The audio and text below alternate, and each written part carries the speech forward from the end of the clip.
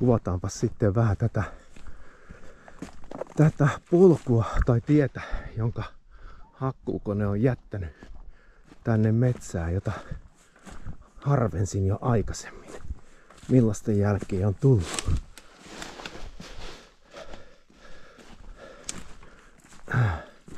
Käsissä on drone ja kauko-ohjain ja puhelin ja kainalossa iPad, joten liikkuminen on pikkusen haasteellista.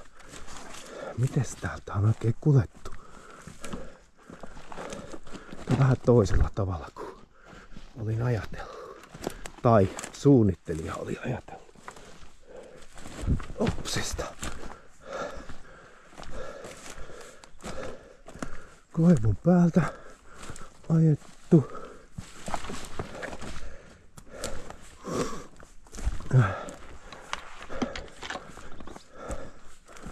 Joo.